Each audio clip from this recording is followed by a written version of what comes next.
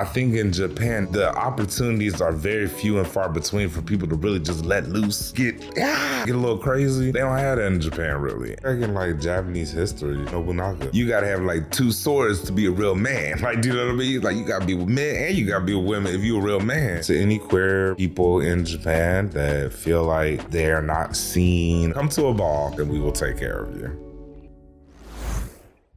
Hey there, and thank you for tuning in. We're excited to bring you another great conversation today. If you like the show and want to support us, please hit the subscribe button so we can keep bringing you great content week after week. And if you're feeling extra generous, give this video a like and share your thoughts and comments down below. Thank you so much. And now, let's get into it.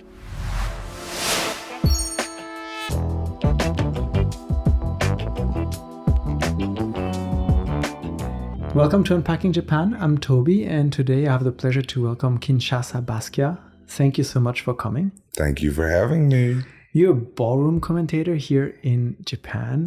It's something I have never really heard of before. So I'm really curious about kind of diving into this and learning more about ballroom culture, what it is you do, and how that kind of plays out in Japan. Well, ballroom, started in New York. It started with, it started out of oppression.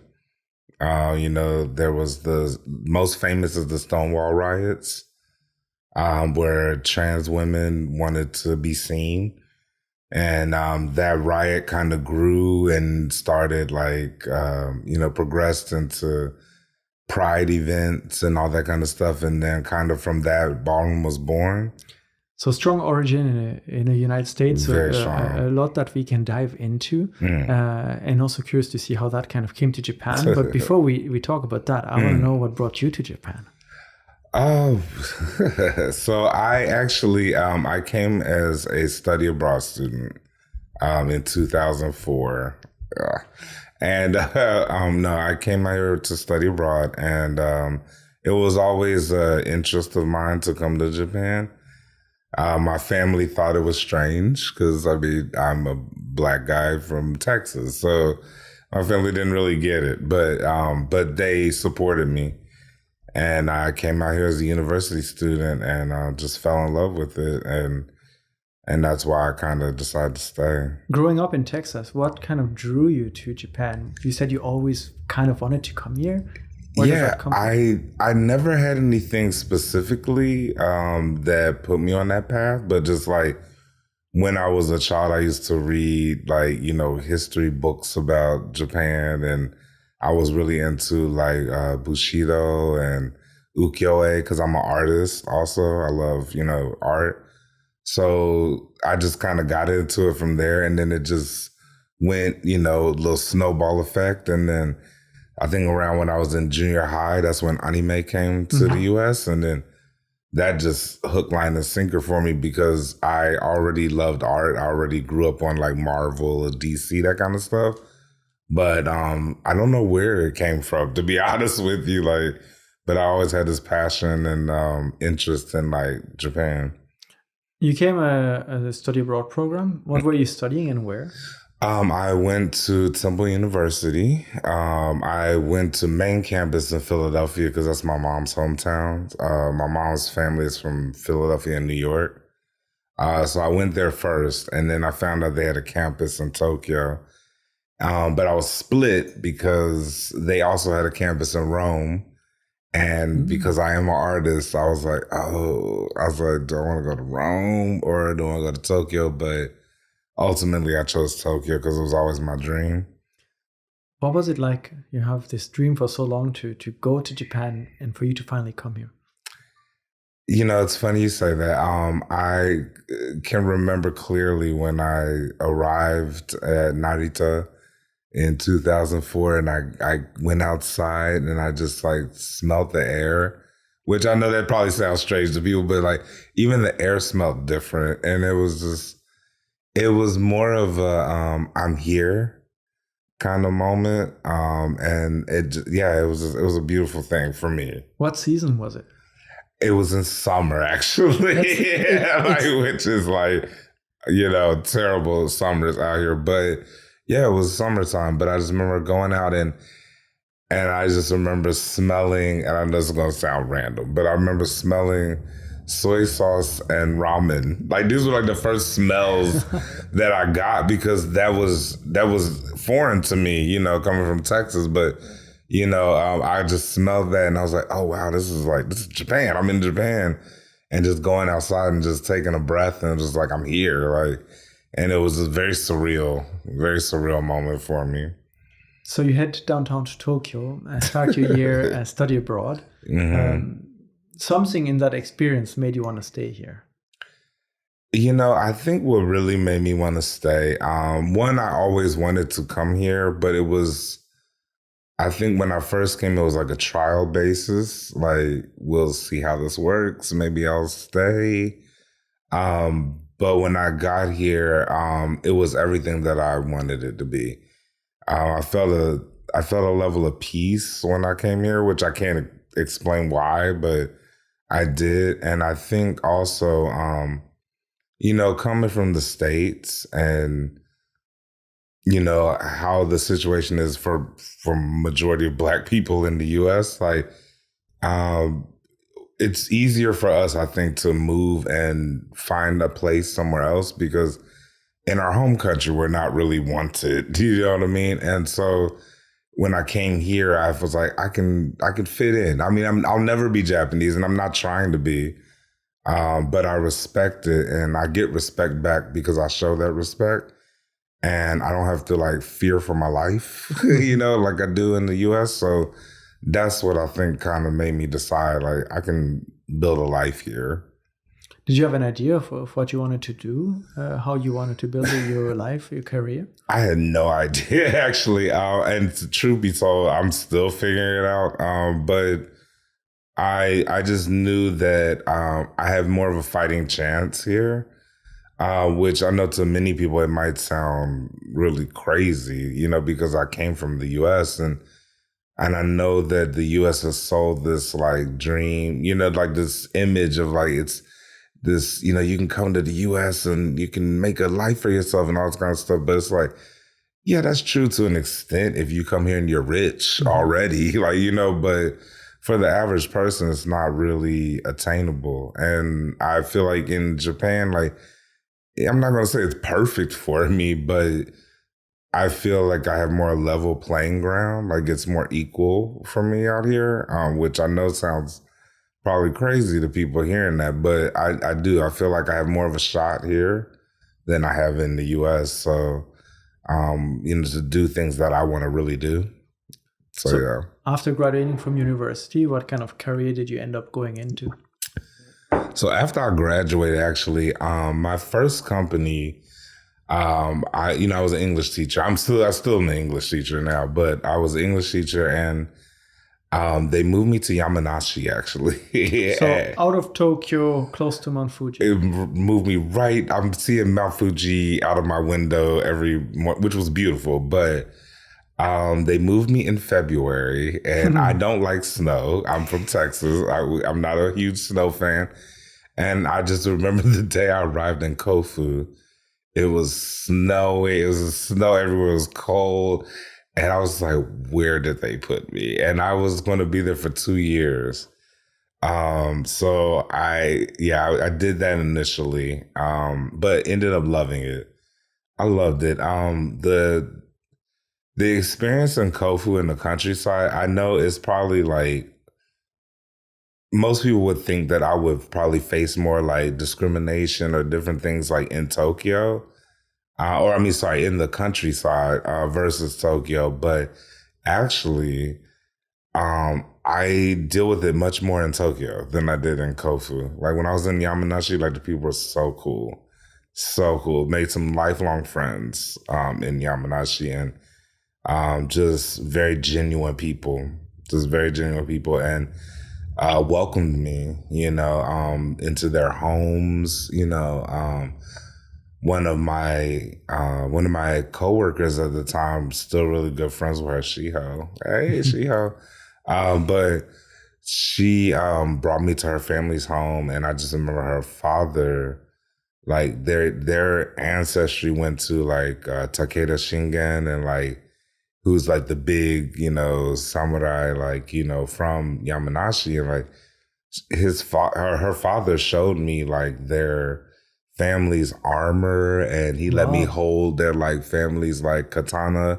And I'm like, this is like from his great grandfather. Like this was used in wars. Like this is like real history. And like the fact that he would let me hold that and experience that, like I don't get stuff like that as often in Tokyo. You know what I mean? Like, but that was something really special to experience out there. In Tokyo, everyone kind of disappears into the masses, whereas in the countryside, you get to actually spend time and connect with people and your neighbors. Exactly. In Tokyo, it's like, and I love Tokyo. Like, I'm not trying to talk down on Tokyo. I love Tokyo. But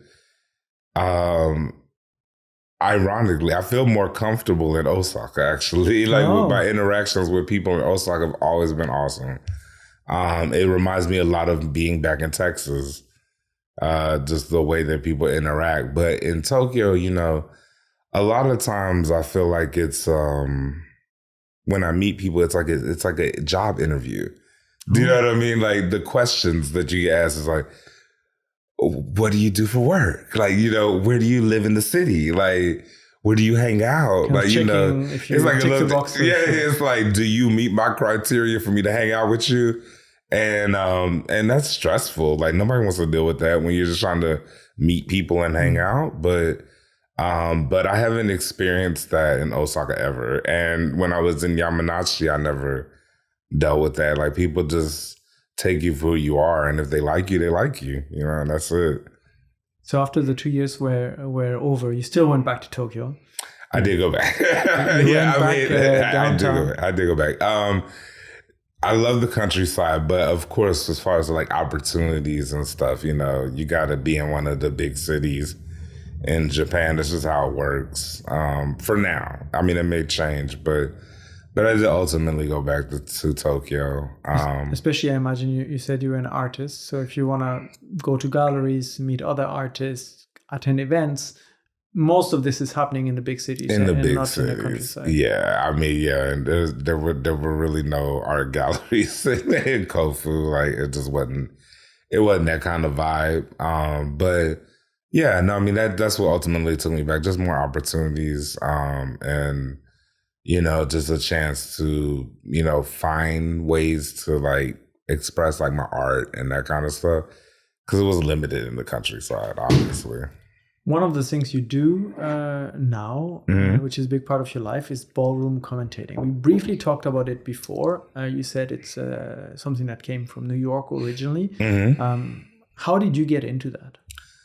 So when I was when I started university in Texas, I started my first semester of college was in Texas, and then at that time, in Texas, ballroom hadn't reached outside of like the East Coast, like the tri-state area. Oh, okay. So when I, first graduated, like, and this was like 2002, in Texas, we had J setting, which I don't even know if people are familiar with J setting, but I was around that. And J setting is basically like, there would be two teams, and they would have a leader who would perform the choreography, and then the team would perform it after them together, and they would battle each other. And then people would kind of decide which team was better. And so I was involved with that and I used to do that in Houston. I would 3-hour drive from Austin to go out there to Houston to like do J setting and stuff. But that was our version of, I guess, what ballroom was in the East Coast. And for anybody that wants to know about J setting, if Beyonce's Single Ladies video, she's J setting in the video, and Beyonce's from Houston. She's from Texas. So she knows, and she got a lot of gay friends, like, you know what I mean? So they, I think, introduced her, brought her into the J setting stuff, but she does it. So if anyone wants to imagine what it looks like, that's what it is. So ballroom, for someone who's not familiar with this, you said it's from the East Coast, so maybe some listeners from Europe haven't heard of this, or other people are not familiar. What exactly is it? So that's a very good question. Well, let me ask this: what it is now, or how it became what it is now, or let's start with what it is now, and then we can dive into how it got there. What it is now, I think it's become very mainstream. For most of my life, ballroom was very like underground. But it has become very mainstream. I think what it mostly serves as is it's a safe place for queer people of all walks of life, you know.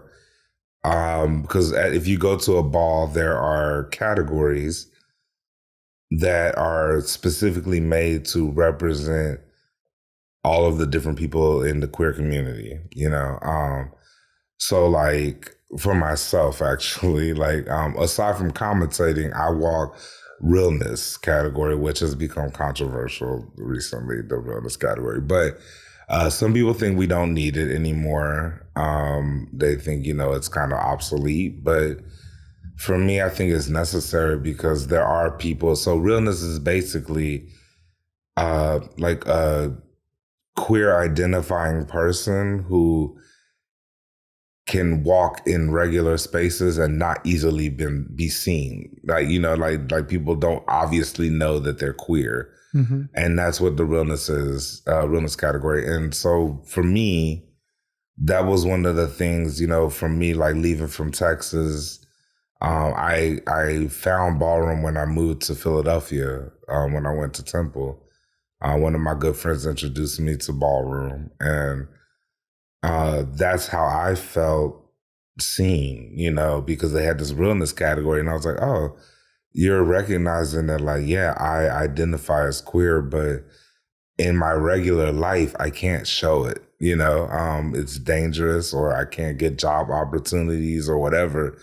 But in this place, you can recognize, we know that you are trying really hard to hide who you are, but we know that, you know, that you're you and you're showing it in ballroom, you know. And so that was my thing, like being able to like have that space. So a ballroom is a safe space for people from the queer community, LGBTQAI plus. Did I get them all? You got it right. But it's also an event. So it's people who gather and they can be represented in the categories. And then it's like a performance. It's like music, it's dancing, singing. It's really, it's actually a competition. It's performative, but it's a competition. And what it, you know, the roots of it was that, you know, you have houses. So like my house is Basquiat, and your house is like your ballroom family. And houses started initially to help people that got like, you know, ostracized from their families or like got kicked out. They had nowhere to go. And that's where the roots of it was. They literally were a family. They were a house. And they would all pool their money and they would go to the balls and compete because there's prize money at the balls. And they would go and compete, and your prize money went to your house, and that's how they bought their food. That's how they paid for their rent, so, you know, all these things. And that's where houses started. Now, you know, thankfully we don't, it's not used in that way, you know, to like save people from being on the streets. But it's still the same essence. Like we help each other. We're like a family, you know, so if your house member, you know, we call each other brothers and sisters. We have a father, a mother, you know, and like we take care of each other if you need help, you know. And but then when we go to the ball, the you know, the competitive aspect is like, yeah, we all have our colors and stuff, you know, for our house and our symbols, Basquiats, you know what I mean, like, and we take it to the ball and we represent for each other and we support each other when we compete, you know, in the different categories. And it's, you know, it's like a mark of honor for your house if you go out to the ball and you win in your category, you know, it feels nice. You know what I mean? So originally, these houses were kind of rescue places for people that had nowhere else to go on the East Coast and gather with people that can kind of feel comfortable with, people that will take care of them. And then how did this idea of Ballroom kind of come up with, like, okay, well, we are House Basquiat and we're going to compete with House something else for money, and where does this come from, and like how did this kind of it's well, you know, when they had the balls, it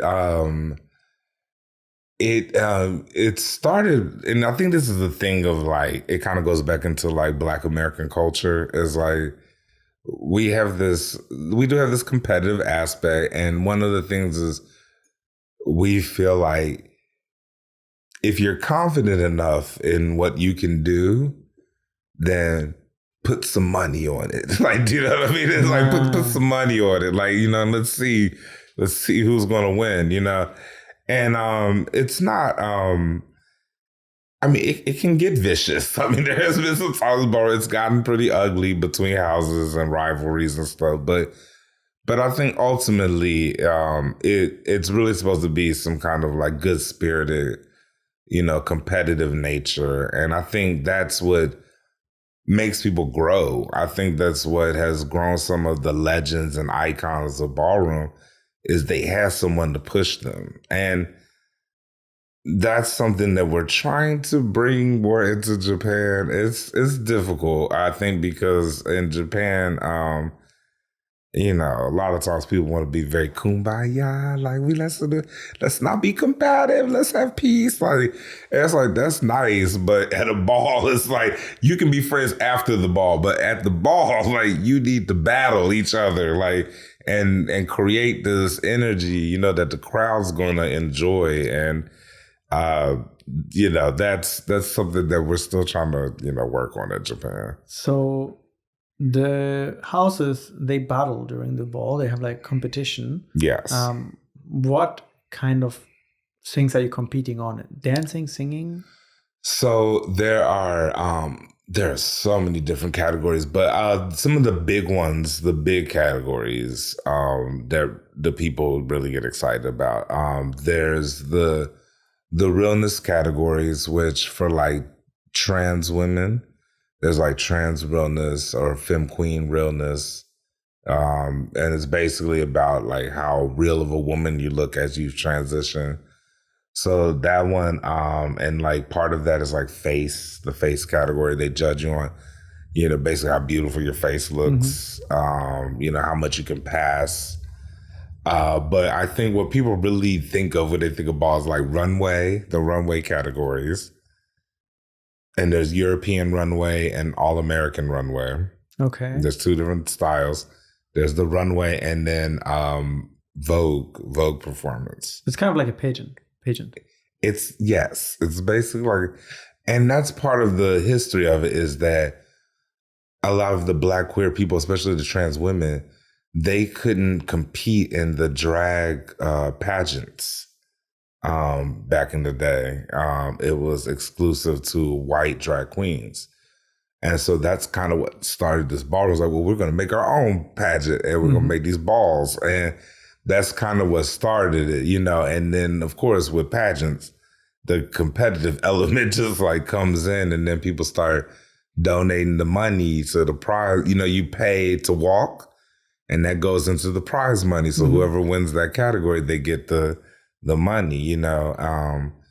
And so that's kind of how it grew. So how did something that grew out of Black culture on the East Coast of the United States end up in Japan? So, very good question.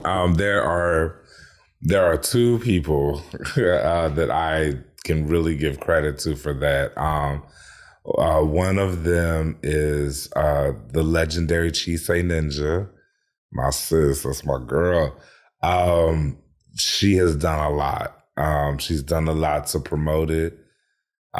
She's actually been on, there was like a reality TV based kind of show on HBO Max in the States called Legendary. Okay. And she competed on there, her with the House of Ninja. She's from House of Ninja, which is one of the original houses, like, you know, a lot of history there. But she's done so much. And then also the icon Kopi Mizrahi. She really brought ballroom to Japan, and she spread it throughout Asia. And you know, it's funny. She actually she used to be my mother. Like I was in the House of Mizrahi before Basquiat, and I was under Kopi, and she actually is the one that pushed me into commentating. Because before that I was just doing realness categories, but she pushed me into doing commentating.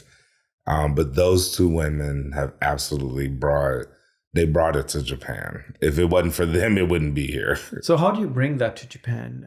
It seems there's so much history and culture that is ingrained into things related to the United States that you kind of need to live through to understand the meaning and the importance of this for that community, for the houses and the people that take part in this.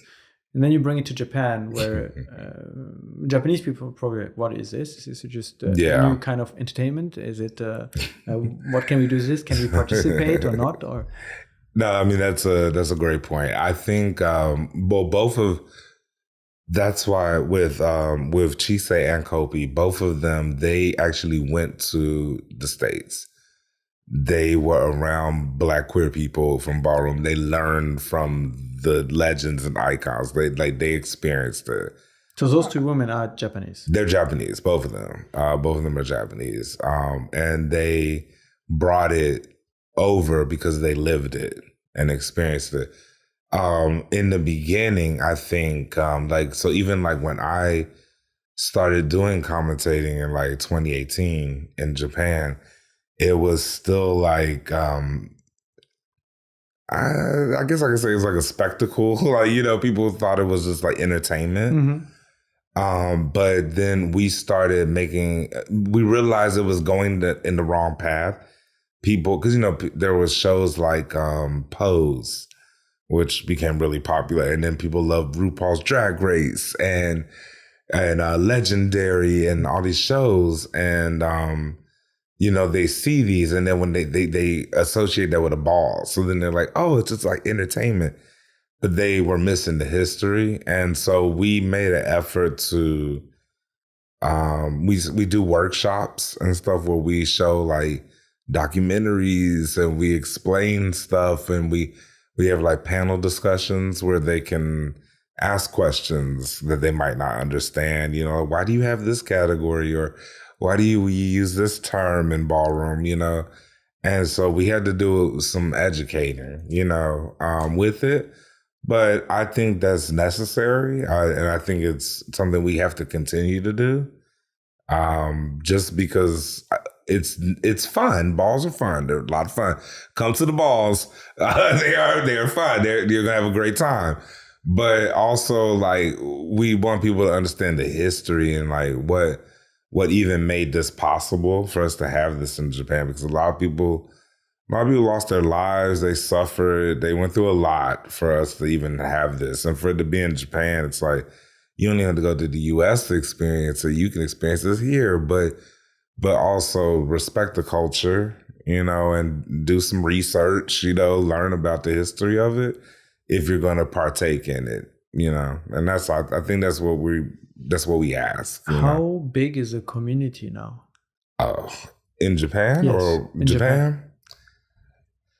It's significantly larger than it was when we first started. It's much bigger than it was. We've got several major houses in Japan now.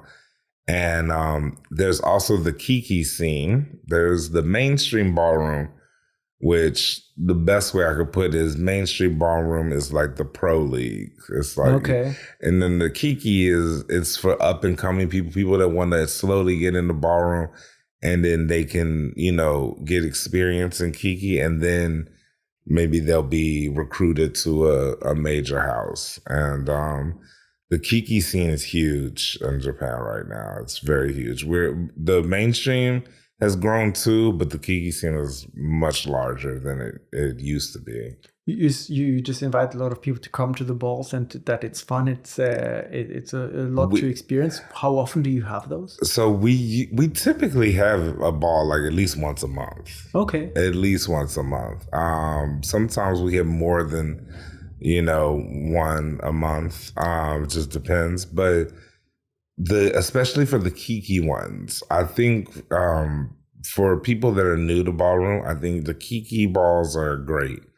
Because we've had people that have come to a Kiki ball, no idea about ballroom at all, and they just start feeling as I say, the Vogue spirit, or like they start feeling it at the ball, and they'll walk runway or something. They'll go out there, and I see them because I'm a commentator, so I will call them out. Like I see them, they look like they want to try, and I'm like, you come on out, and we just call them out, and it's like they have fun.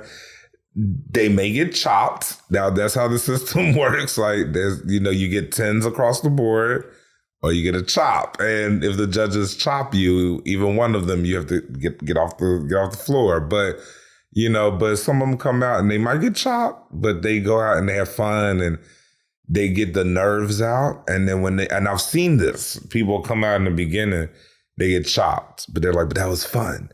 So they come to another one, and then they're getting better. And then they start taking, because like Chisai Kopi, several other people do workshops. Like I do commentator workshops for people that want to try commentating, because that's a category, commentator versus commentator. And it's basically like a rap battle where you battle each other.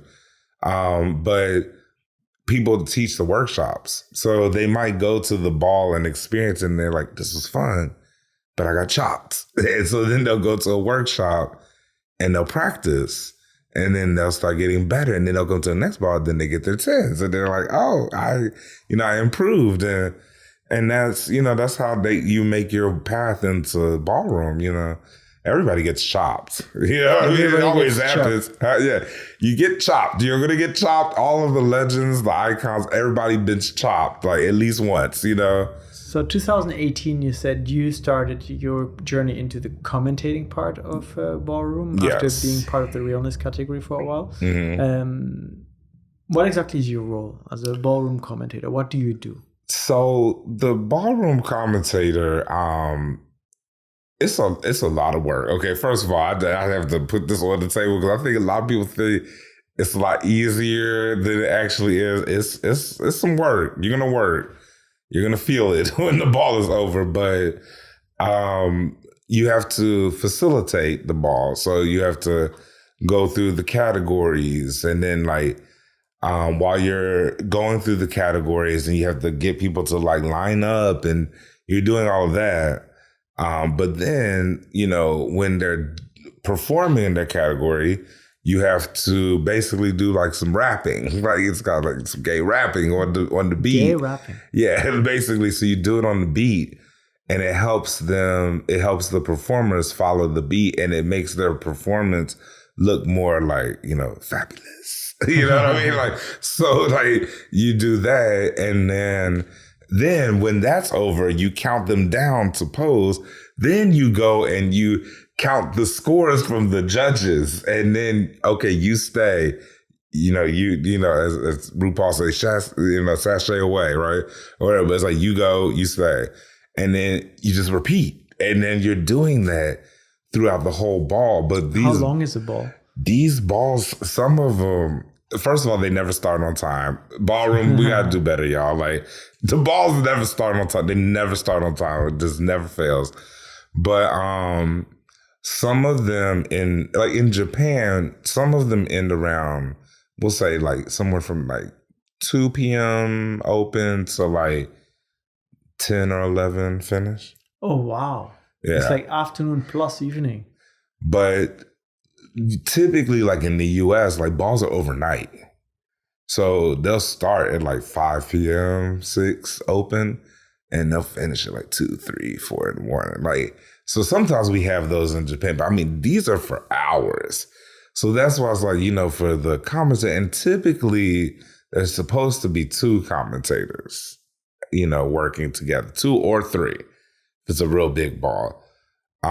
But in Japan, we just don't have as many commentators, which is part of the reason why I try to like teach these workshops. Like, I need some help, y'all. Like, you know what I mean? Like, it's a lot to do that by yourself, you know, because you're wearing so many hats, you know. Yeah.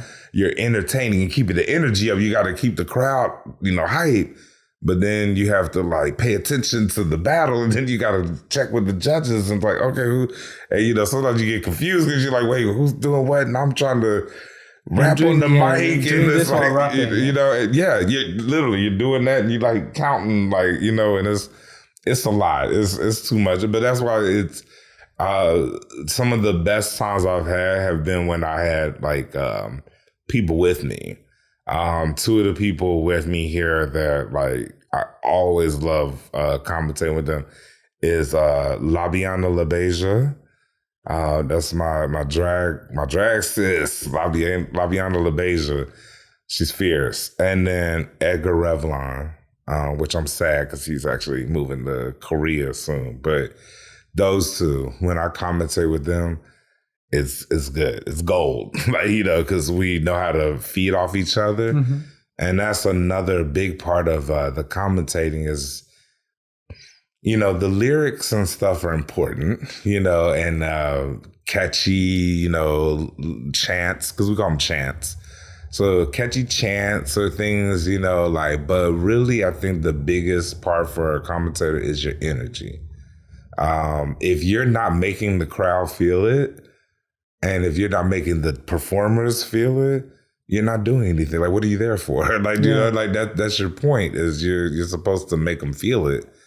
And I think when you get in when you get in sync with someone voguing, and like you're commentating and in sync with you, and you're like, you guys are just right there. It's fire. Like, I mean, you can tell when the dancer and the commentator is sync, and the DJ. That's another thing too. The DJ, because the DJ is hitting the crashes, and like, it's just when it all comes together, you'll see some clips and you're like, that's beautiful. Like, you know, it's starting to sound more like a party than a pageant. It's a little bit of both, right? You know, it's a little bit of both. I think because we have the community, we make it like a party because we all know each other, right? Do you know what I mean? And you know what, like, so like I mentioned, my girl, like, you know, legendary Cheats Like Ninja. When she comes out, like, I know what she's capable of, right? And she knows what I'm capable of on the mic. So when the beat hits and we're like, okay, let's go. And we create a moment. That's what we call them at Ballroom. We say a moment when everything just lines up. And I know with her, we're going to always have a moment. We're going to make a moment. And the crowd is ready because they know. They like when they hear me call her name, they're like, uh-oh, here we go. And they know what she's going to do because she's wild. Like, her vogue is crazy. And just in sync, like, with each other, it's a beautiful thing. It's a beautiful thing. Y'all need to come see this at the ball. Like, you'll see what I'm talking about. Because you got to feel it. That's the thing. You can watch a million ballroom videos and you're going to be like, this looks exciting. But when you're there and you can hear the, like, beat, like, banging, like, you know, from the DJ, and then usually me, in Japan at least, yelling on the mic, chanting, and then someone comes out of the audience like, get out of my way, bitch. Get out of my way. You know what I mean? And they come out and they start voguing, and you like, yo, it's a thing. Like, you know, the energy is wild. It's wild. And I think that's what brings people back, especially in Japan, because I think in Japan, the opportunities are very few and far between for people to really just let loose. You know what I mean? Let their hair down and just get, like, you know, like, get a little crazy. They don't have that in Japan, really. And I think that's why when they come there and they feel that energy, it's like, wow, that's fun. Like, you know, and then they want to come back. It's like, come on back.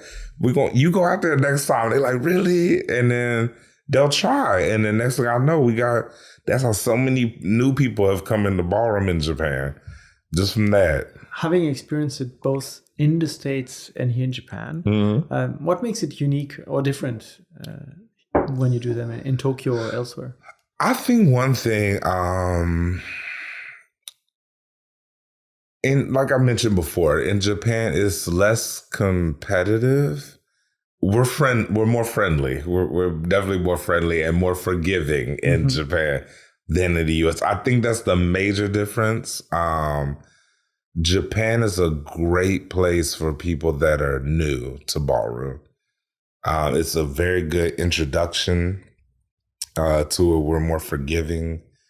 We'll work with you. You know what I mean? We'll try to guide you. In the US, it's a little more strict. It's more strict in the US. I mean, there's no other way to put it. But I mean, I think that's because the history's so long, and a lot of the people that compete in the US, like their mother or father is a legend or icon. Like they have a history. So there's an expectation.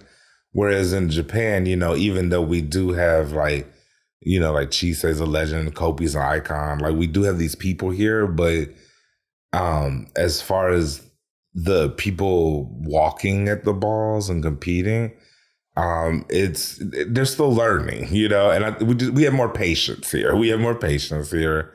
And we're more open, I think, in Japan to incorporate, like we have like a non-binary category. We have a gender non-conforming, which they have that in the States, but not as much. Okay. I feel like we've made, I mean, they have it, you know, but I do feel like in Japan, there's been a lot of people that have pushed to, you know, expand it and get things like, you know, like GNC, we say gender non-conforming, or the non-binary like categories and that representation.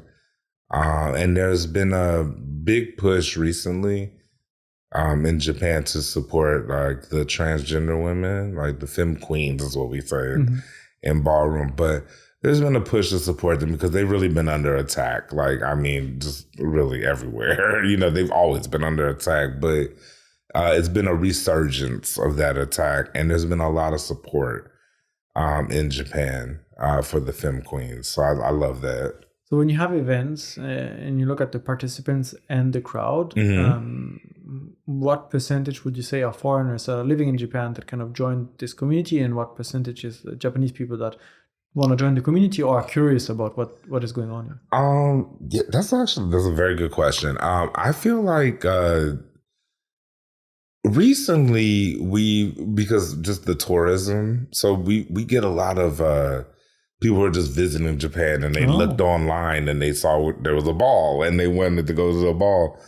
And we get a lot of that. Like people that are like, hey, we're just visiting from, you know, Italy or whatever. And they're like, yeah, but we wanted to come to the ball. And we get some of that. Some of these people that visit are part of ballroom in different countries. So they come out. That's always amazing. Like when they come out and we connect, like some of the judges we have that come out. I've met a few people from Paris.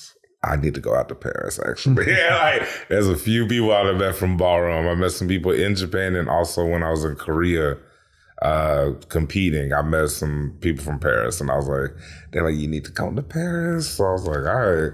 But yeah, it's really just becoming very international. And then the Japanese people are also, you know, coming out as well. So of course, like the ones that become very serious, I get used to seeing them.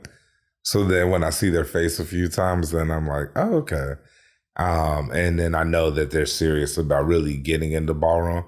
But some people just come out just to support and have a good time, and that's fine too. And you know, you don't have to be involved if you just want to come and enjoy it, because it is a show. Like you said, I'll be like, it is a show. Even if you're not doing any category or anything, you can still come and be entertained, because just watching is entertaining, I think, you know. You talked a little bit earlier about the fact that in Japan, there's also like an educational part to it. Kind of explain what this is about, explain the history. And in a way, it's kind of like an entryway into the LGBTQ AA plus community, and understanding what this is all about for people that are not familiar with it as much, perhaps here in Japan at times. How big of a role does this educational part play? It's a big role, actually. We just had an event like a couple of weeks ago, actually, in Shinjuku, and I was one of the panel speakers on that, and it was talking about the Black queer experience in Japan, and we had a speaker from the Black Lives Matter organization for Japan. She came, and I think like the Japanese people that attended that, the consensus was that they were like, we learned a lot from this. Like, we didn't know, like, even in Japan, we didn't know like this stuff's going on. And, it opens our eyes. And then, of course, we had fun at the end, we did the heavy educational stuff. And then at the end, I got on the mic, Edgar, got on there, Edgar Revel got on with me. And we made it fun. And, we lifted the mood up before we go home. But I think a lot of people in Japan are very receptive to learning about it, especially if they have an interest already.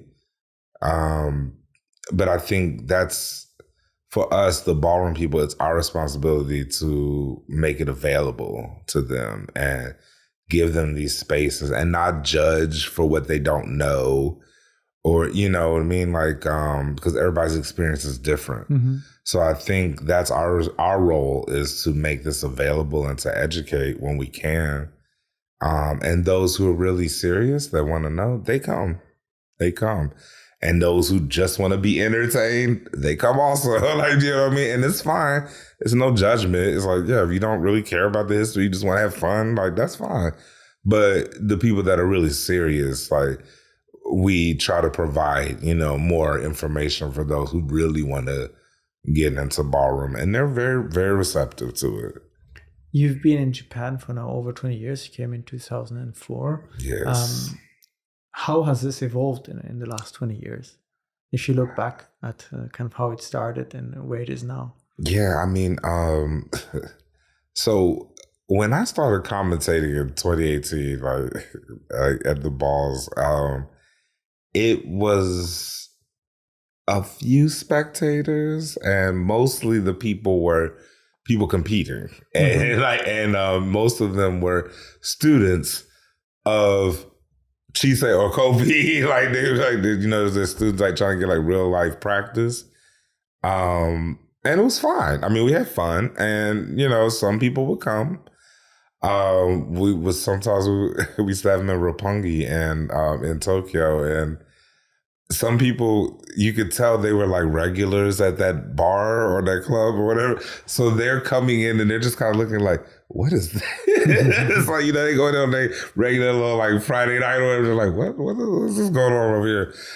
So we went from that to like, booking venues and, having real, hundreds of people coming. Like, we went from like 10 people, like, to that. And I think for me, the biggest milestone for me was we had a ball at Yokota Air Force Base, which was the first and only queer event they've ever had at that. Because we had that, and we had a ball, and we had an opening act with some drag queens perform, and we had a ball at Yokota Air Force Base, and that was the first time they had any queer event, and they loved it. They loved it. We sold out their little hall or whatever. It was like 300 people or something. And they had like military people from the U.S. and they were loving it. Like, we out there, people voguing down. We got drag queens. They had a great time. And most of them weren't even of the queer community. These were straight military people, but they just loved it. They had fun. And they were asking us after, they're like, when y'all coming back? Y'all coming back? And we were supposed to do it again the following year, but then Trump got reelected. So they're like, there will be no drag shows. Because actually the organizer, we had everything set up, and the organizer called me and he was like, yeah, I just got an email from the Pentagon. And I'm like, what? And he's like, yeah, they found out somehow that we were doing this ball and this drag show. And they were like, absolutely not. They were like, no drag shows on no military base.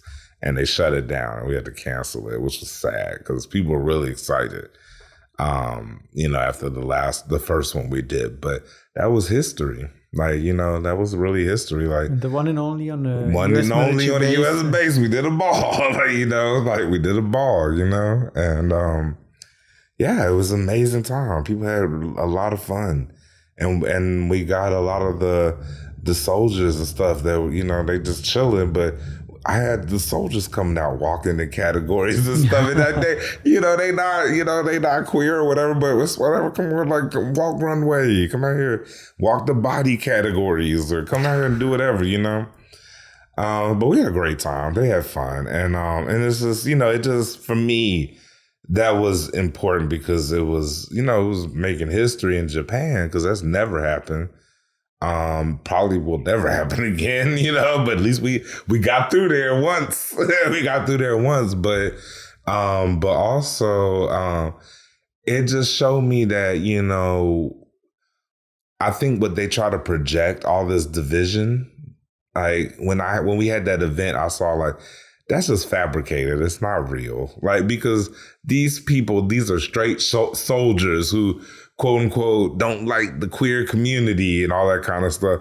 They were chilling with us. They was loving the drag queens. They walking the categories. They taking shots with us after the ball we had. Just people having fun. Just people having fun with people, and that gave me hope. I was like, a lot of this stuff they try to create, I think, and put out there, it's not real. Because when you're really out there, you see like, most people are open to being with other people. It doesn't matter how different we are.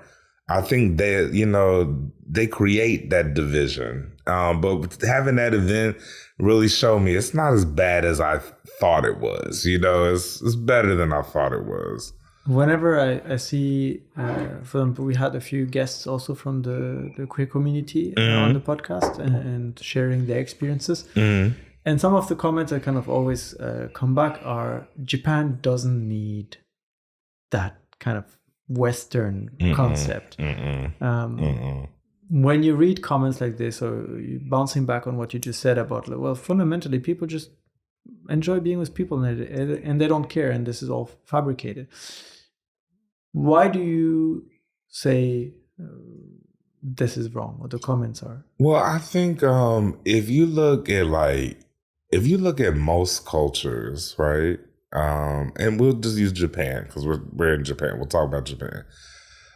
But if you look back in like Japanese history, like even to like, I forget exactly how he said it, but like Oda Nobunaga, like he was basically on some like, you got to have like 2 swords to be a real man. Like, do you know what I mean? Like you got to be with men and you got to be with women if you're a real man. Like that culture existed. Like bisexuality and that kind of stuff was in Japan. It wasn't until Western people came in, it was like, that's wrong. Like, do you know what I mean? Same thing with like tattoos. A lot of cultures had tattoos and stuff, but Western culture came in like, tattoos are not good, but they never had a problem with that in Japan before, and that's what I mean is I think it's just like, in my personal opinion, it's like, I think there's nothing wrong with like differences, and I think we should just accept that. What I don't like is trying to force what you think is right on somebody else, anybody, whoever that is, let people be who they are, and I think that's an issue that I've seen in Japan. Japan has become very westernized. Even more so since the time that I first came here. It feels much more Western now. And I see some ways that I think they're trying to combat that. They're trying to counteract it. I see some, like the TV programs are more focused on like Japanese pride and Edo times, Edo Jidai, and like all that kind of stuff. And I get it. I get it. I think they're realizing now, like we gave up too much of our identity, you know, and it happens. I think it really happens. You get sold the dream that being more Western is being more civilized. That it's like, well, who decides what's civilized? Like, you know what I mean? Like, who decides that? And I see Japan struggling with that. You said you saw it change a lot since you've been here, so 2004. Can you give some examples about what you've seen change? Yes. One of the major changes I've seen that has happened is when I think coming from the States, you know, the US is very much based on like individuality and you know, your own space, your own place, wherever. But when I came to Japan, that was one of the things, I guess, culture shock for me was how much people were considerate of other people. And I know that sounds terrible to like say that, but people were genuinely just like considerate of other people. And I was like, this is amazing, you know? But now I had an incident actually. This was recently too, and I got so upset about this. I was on the train in Tokyo on the Yamanote line. If anybody that knows about Tokyo knows how irritating that train line is. But I was on the Yamanote line. It was a crowded, you know, it was like during rush hour. It was raining. And this man got on the train and he was blind. And so he's on there trying to navigate the train with his walking stick, his umbrella, his bag, and all stuff. And there were able-bodied people just sitting in the priority seats and just not paying any attention to this man. And I got so upset about that. I don't know why it hit a nerve, but it hit a nerve. And I was like, where's the humanity? He's blind. Like this man, he has no idea what he's doing on the train. He can't see. So he doesn't know where the handrails are. And also he's trying to carry all this stuff. And the fact that people were so concerned about their phones and just sit there looking at their phone and whatever stupid thing they were looking at. And now worrying about this guy, it got me so angry.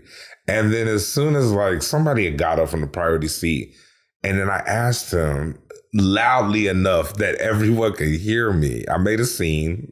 But I was real loud. I was like, do you want to sit down? And he was like, oh, thank you. And I was like, then they looking all ashamed. They're like, no, but you wasn't worried about it before. And that's the problem. It's like, it didn't used to be like that in Japan. That's what I used to love about Japan. But now they're turning into everything that I used to hate about the States. And I'm like, I'm seeing it here now. And I don't like it. And that's one of the biggest changes I've seen, you know. And I get it. I know with all the influx of tourism and everything, it's inevitable, I guess, that they're going to start picking up some of these bad habits and stuff. But that part makes me sad. I'm like, come on, Japan. Like, y'all do better. Do like you used to do and take care of each other, you know.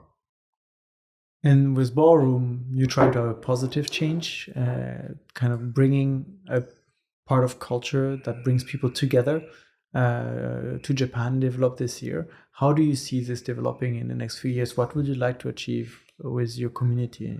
I would think like what we would like to achieve is just to keep growing, keep bringing in people, because ultimately, and I've heard this from people who have recently gotten into Ballroom, that have come and told me after balls and after events, they're like, I just love the energy and I just feel happy and comfortable. And I think for me, at least, that's my main goal. If we can just keep doing that, just keep making more people feel comfortable, have a good time, feel happy, they'll carry on the legacy, because it's like, you know, I ain't gonna be doing this forever, y'all. So like, you know, like there's gonna have to be some people that's gonna have to come in and carry it on, you know. And I think if they keep that attitude of making each other feel comfortable, feel happy, have a good time, but most importantly, to be seen. I think that's an issue, not just in Japan, but I think also in the US. Like some people just don't feel seen. And in ballroom, you can feel seen. And, you know, I feel like everyone that's walking the earth, we're all important. We're all important. But I think, you know, living your day-to-day life and everything, it's very easy to feel like you're not important or you're not seen or you don't have something to contribute or you're not special. And I don't think that's true. I think everyone has something. We're all here for a purpose, you know, like we all serve something. And I think if we can continue that energy in Japan and just, you know, keep growing that, I think that would be the best direction. RuPaul has his famous drag race that's on TV and gave a lot of visibility to that. Any chance of seeing a TV show about ballroom in Japan? A competition maybe Japan. Followed a week of ballroom? Yeah, that'd be interesting. Well, it's funny because there's several people from ballroom in Japan that have been on TV in Japan. Like Labiana, my friend Labiana LaBeija. She's but it was focused on drag, on her drag performances, but she's been on TV. Like there's a few people that have been on TV. And then like I said, even like Chisai, legendary Chisai Ninja, she's been on TV in the US, you know, so it's happened. But it would be great. I would be here for that. Like let's have a little, you know, little coverage of a ball. Like let's do it. Actually, you know, it's funny. I've never commentated a ball in Osaka. Oh, are there a lot in Osaka as well? They have them here quite a bit too. But usually I know the Osaka ballroom people because they come to Tokyo, but I haven't come out here. Man, y'all. I'm sorry. I'm gonna come out here and do a ball, but I would like to do a ball in Osaka at some point. I do have an event in the beginning of 2026 out here in Osaka, but it's not like a formal, it's not like an actual ball. It's like a different collaboration thing, but I do want to do a ball in Osaka. So we need to do that, y'all. Looking back, did you think you'd be doing this here today when you first came to Japan and you smelled the soy sauce and the ramen? Not at all. You know, to be honest, when I first came out here, I thought that I was so happy that I got here, because, you know, not to be too heavy, but I mean, you know, as a Black man from the US, most of us don't make it, you know what I mean? Like to our 30s, like that's like our cutoff, you know? And for us to, you know, for me at that time, to even like come overseas for study, it was weird. You know, it was because a lot of the questions I used to get when I first came out here, initially people were asking, "Are you military?" And I'm like, "No, I'm a student." And they're like, "Oh, you just came out here?" Yes, like, you know what I mean? Like, what are you talking about? And but these were the kind of questions and I don't fault the people because, yeah, like at that time, like most of the Black people that came to Asia were soldiers. But I was like, no, I actually wanted to come here. And, but that seems so like unattainable. And that's why for me, just getting here for that initial like 2 years that I was coming to study, that was it. That was all. That was like my dream, like dream complete. Like I'll figure something else out later. But thinking that I would actually be here long term, no clue. I had no idea about that. I thought it was gonna be like a one and done, and I'd go have a great time in Japan and go back to the States. But I'm still here, and I'm still here, and I think for me, what really solidified that like this is where I'm supposed to be was when I was talking to my mama. Hey, mama. Well, I was talking to my mama, and she told me, you know, you are meant to be in Japan. And, you know, most mothers don't want their child to live on the other side of the world. You know what I mean? They want you to be right up close to them and all that stuff. But she, very somber voice just told me like, you're supposed to be there. And I think that's where you're meant to be and you're going to thrive there. And her telling me that, I was like, that's all I need to hear for me to stay here.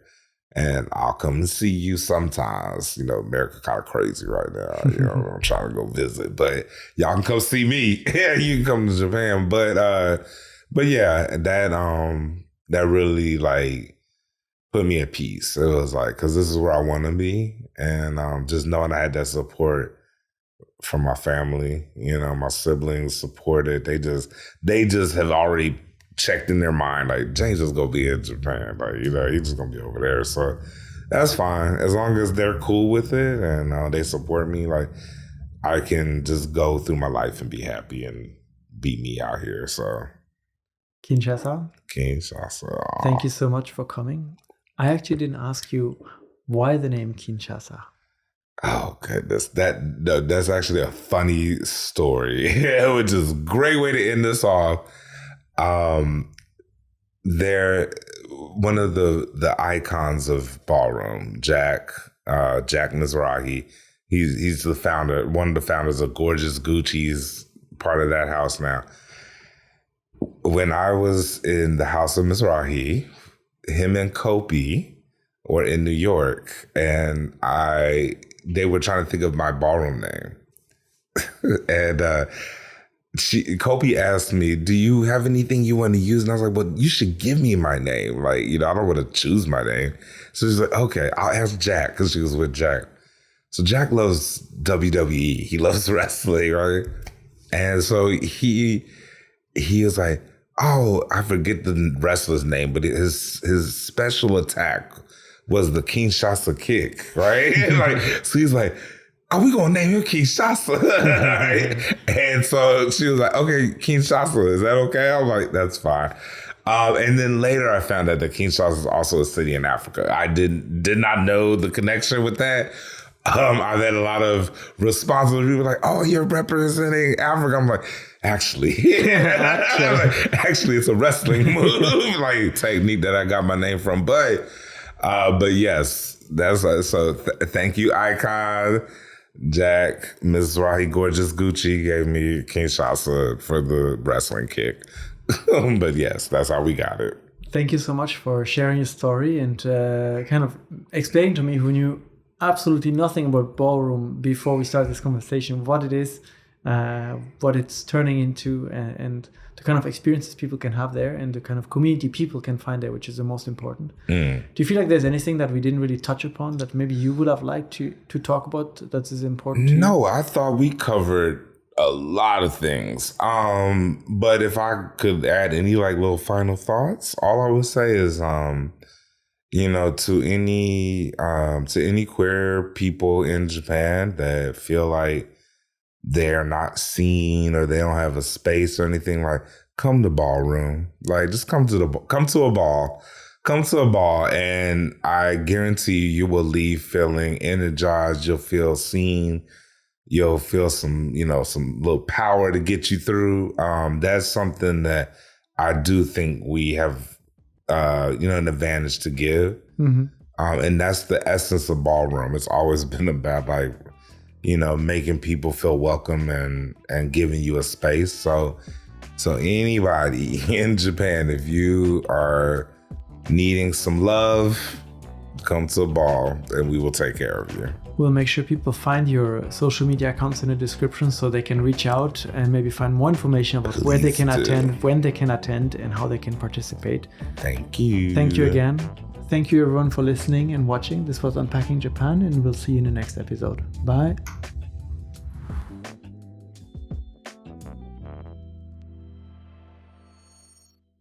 Thank you so much for joining us today. I hope you enjoyed this episode as much as I did. Please hit the subscribe button so you don't miss out on future conversations. And we'd love to hear from you. Share your thoughts in the comment section down below. And if you enjoyed this episode, here are a couple more that we think you'll enjoy. Thanks again for your support, and we'll see you next time.